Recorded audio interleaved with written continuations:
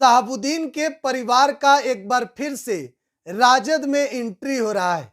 Osama साहब लालटेन के सिंबल से विधानसभा में सिवान से चुनाव लड़ सकते हैं और लालू यादव तेजस्वी यादव से घंटों तक गुप्त मीटिंग हेना साहब और ओसामा साहब की पटना में हुई है।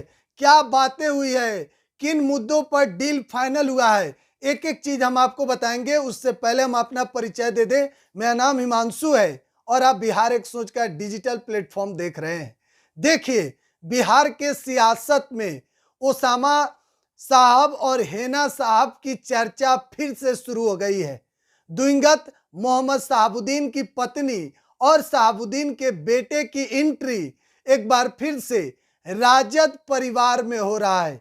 देखिए, खुद लालू प्रसाद यादव, राजद के सुप्रीमो और आरजेडी नेता तेजस्वी यादव गुप्त मीटिंग पटना के बोरिंग रोड में एमएलसी के आवास पर हुआ और इस मीटिंग के बाद सब कुछ फाइनल हो चुका है। देखिए, सिवान से निर्दलीय चुनाव लड़ी हेना साहब और दूसरे नंबर पर रही।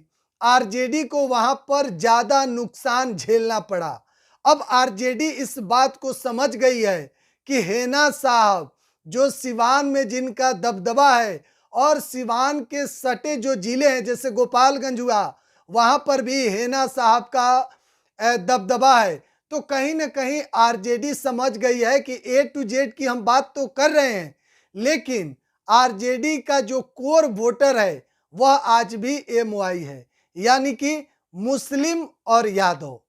तो देखिए, फिर से मुस्लिम वोटर पर जिसमें बिखराव हुआ है उसको अब एकत्रित करने के लिए आरजेडी ने हेना साहब और ओसामा को बड़ा ऑफर दिया है कि आप आरजेडी के साथ रहिए, हमारे साथ मिलकर आप 2025 का जो चुनाव है उसमें ओसामा साहब को टिकट दिया जा सकता है। सिवान से विधानसभा से वह चुनाव लड़ सकते हैं। लेकिन देखिए, जो अंदर खाने से जुड़ी हुई खबरें आ रही है कि किन मुद्दों पर बातें हुई है, किस पर डील फाइनल हुआ है, तो देखिए हम आपको बता रहे हैं।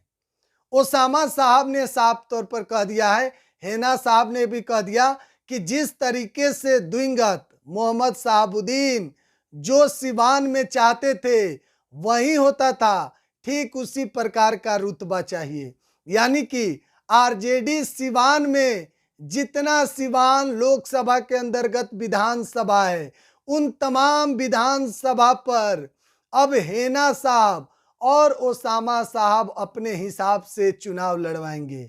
वहां पर मतलब आप कह सकते हैं कि पूरा सिवान में उन्हीं की देखरेख में आरजेडी का कमान होगा।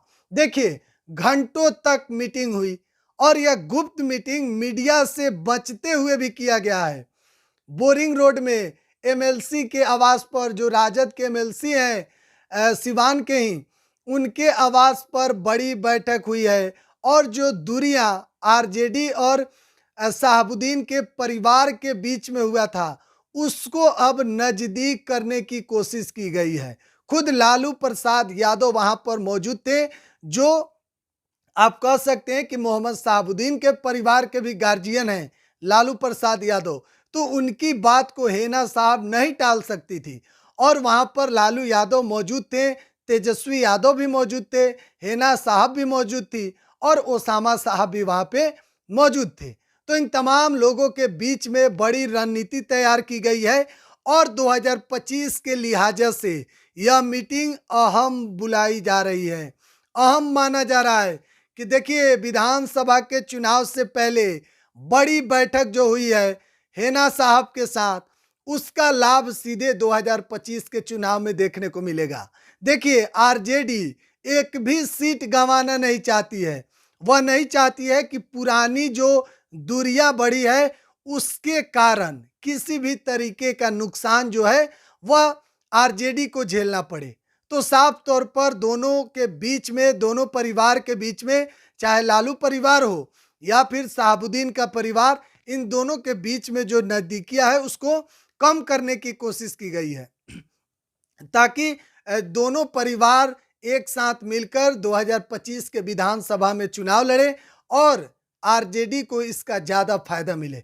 देखिए, हेना साहब के वापसी से, ओसामा साहब के वापसी से जो मुस्लिम वोटर हैं वह फिर से ज्यादा झुकाव होगा आरजेडी के प्रति। देखिए, तेजस्वी ए टू जेड की बात कर रहे हैं कि आरजेडी ए टू जेड की पार्टी है, लेकिन जो आरजेडी का बैकबोन है यानी कि रीढ़ का हड्डी वह मुस्लिम और यादव वोटर हैं।